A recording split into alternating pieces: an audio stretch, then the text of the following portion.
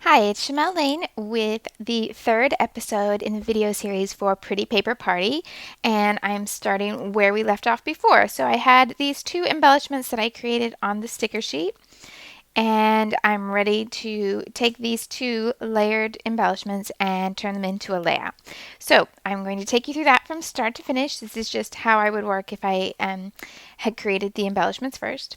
So the first thing I'm going to do is look for the background paper, and I chose this from the Piccadilly collection by Basic Gray, which is the same collection that all the little flower die cuts that I used last time, same collection as that. And the other side is this very bold green print, and this is called Farm Fresh Eggs. So I'm going to use this as my background, and I just want to cut this branding sheet off. Uh, if you do use basic gray papers, and a couple of other companies have started doing this, the branding strip is only printed on one side, which does mean if you are using the B side, the reverse, you'll make your page bigger than 12 by 12 if you don't cut it off. So just let my mistakes be ones that you don't have to make, and make sure that you cut that off to start. So now I have a 12 by 12 page. I have two photos for this layout, and they are kind of old and slightly embarrassing photos. They are from the sixth grade choir concert when I was in middle school. So there you go. And I have the two layered embellishments. So what I'm going to do is sort out where they're going to go roughly before I do anything else. And I have some options here to figure out where is the best place for them to frame the photo. So originally I thought this part of the piano isn't really adding a lot to the photo. So I could place this in here, maybe further down so I'm not covering up the people's faces. But I'm not losing anything by having this overlap here. But actually, I don't lose much with an overlap here because the faces are higher up in the photo. And then in this particular image, this image has lots more space at the top, and I'm looking for somewhere that I can use this great big embellishment. Obviously, I don't want to stick it straight over the top, so this will take a little bit of creativity to make it work, but that's okay.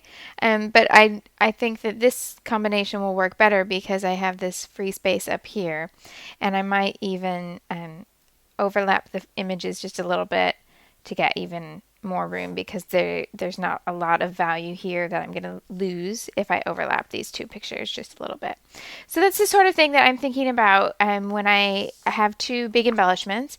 And then I also want to throw in a bit more paper, and so I've pulled this. This is a very well, not very old, but significantly older than the rest of the supplies. And I've just pulled this from my use it or lose it pile, which is a stack of paper that I go through, and anything that's kind of getting old, that's 3 or 4 years old even, and I haven't used it, but I still like it. I put it in a use it or lose it pile so that I can tell myself that it needs to get used, or the next time that I go through the paper, it will get donated, even if it's whole sheets.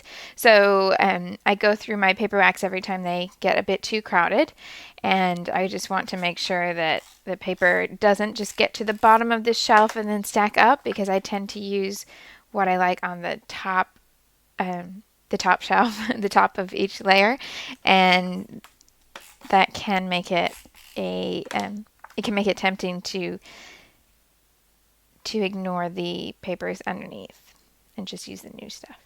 Sorry, I'm rambling while I adhere the photos. So I'm just going to add these two pictures to make a block, and then cut the other two sides to make a mat.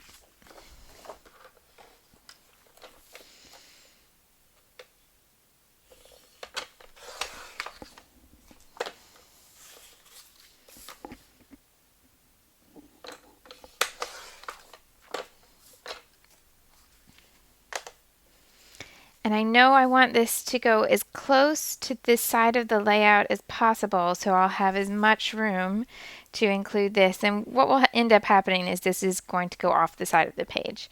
But I do want to give it as much room to stay on the page as possible. So just kind of block out where this is going to go so I'm not covering up anything of value in the photo. Right, so if I get this right, if I have that underneath there, then I end up with a gap here. So maybe I come over this side. Yeah, that works. Okay, so I know where I want to adhere this.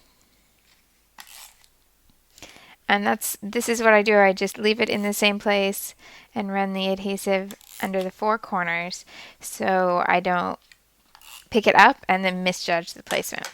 And then it is crunch time for the sticker. So I'm going to peel the backing off and add adhesive to the part that's not a sticker. And come in here.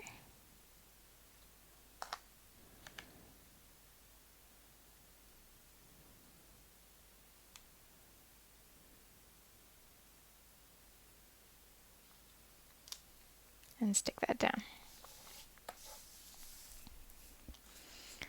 Which then leaves me this one to work out where this is going to go. And so just like we talked about before, where there are two sets of embellishments and they go on a diagonal line across the photos, that's exactly the same thing that I'm doing here. So I'm going to peel this off and I'm going to stick it right on top as close to the people as I can without covering them up. Right, so what I want to do is press this part and then come back and trim the extra off the side. And when you're using whole embellishments like this, you are cutting through more than one layer. So just go slowly. It'll all work out fine. And then I can put this back in case I want any of these edges later. And from here, now I have my two large areas of embellishment. Now I want to go back in and figure out where I want to add my title, my journaling, and I'll throw in a few little bits and pieces to bring it all together.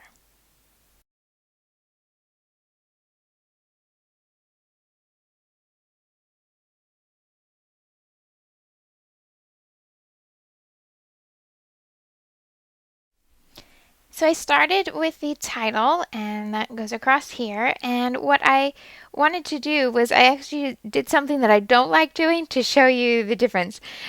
So I love when letter stickers can go over a background of one piece of paper and maybe just the edges come off that block. So just how these little pieces are just off that block. But within the center of the letter, everything is solid. And so if you compare to this one, I don't like how there's so many layers in between and you get that edge of all the different elements underneath. So in this case, it's not such a big deal that I won't do it. I will go ahead and include lettering like that when it's useful. But I do prefer that things like if this block came all the way to the G, or perhaps move the letters back so that the G is still on the blue. So instead of continuing to have the letter over the sticker and the mat and everything with all that showing through the middle, I moved the second word down so that the middles are all just the normal background paper. So just something to keep in mind and give it a try and see what your preference is. And then I had quite a bit of journaling to add in, so I did one paragraph on the sticker itself and one paragraph in this space over the side. And then I just want to add a little bit of finish to this, and I like how this pattern paper has a little bit of distress in that it has some scratchy edges. And what I would like is something that kind of frames the photo block. And perhaps I maybe would have normally added a few more layers of paper, but I didn't, and that's okay. So I'm going to get to this stage and I'm just going to use a pen to add in some more lines. So I'm just going to come right to the edges. And what I do is draw one, and it will be purposely wobbly. And then I just go back in and add a couple more, and then the purposely wobbly works out quite well and looks a bit more purposeful. And carry that down here as well.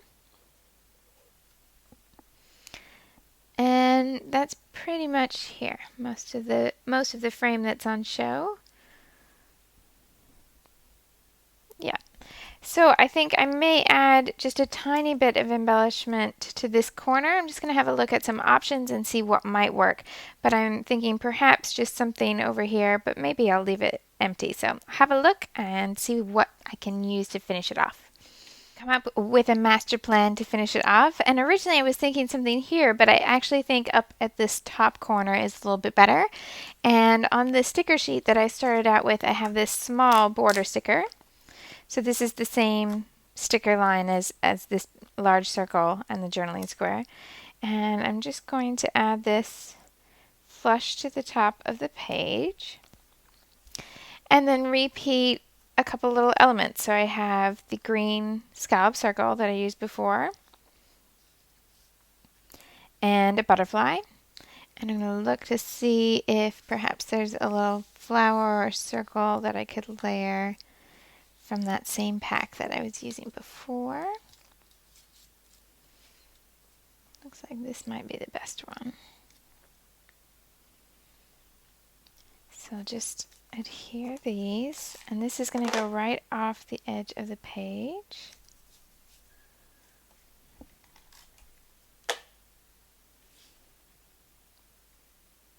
That's going to go in the center there.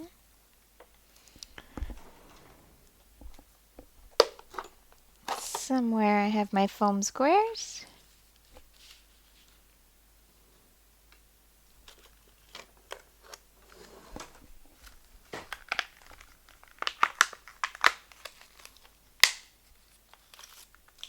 Go.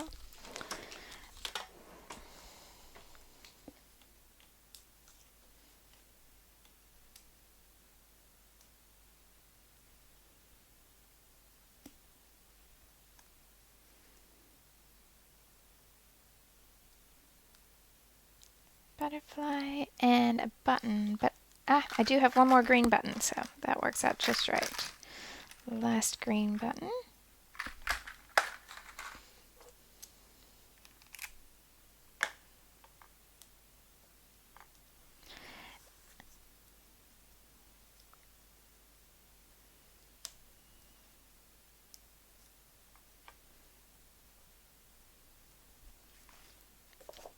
Trim off the extra. And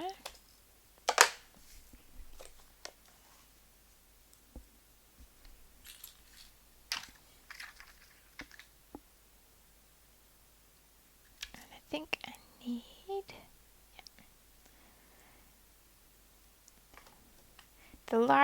this is a larger butterfly punch, so the single circle is a little bit too small. So just add another layer behind. And then I also want to carry these pen scratches up. So what I'm going to do is follow the white line here.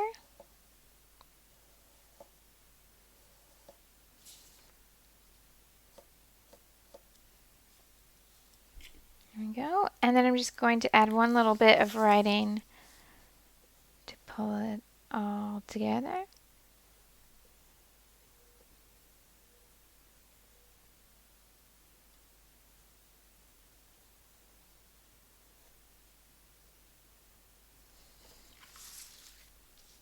And there we go, everything all finished. So, I would go ahead and I'll sew these buttons on to the whole layout before I add it into my album because I like to have the thread in the buttons.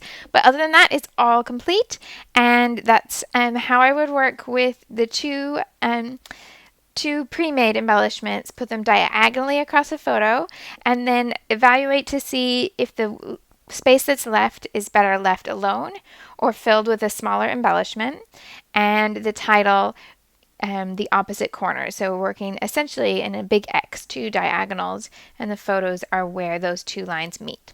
So thanks for joining me for part 3, and there are 2 more videos to come, so I hope you will enjoy them all.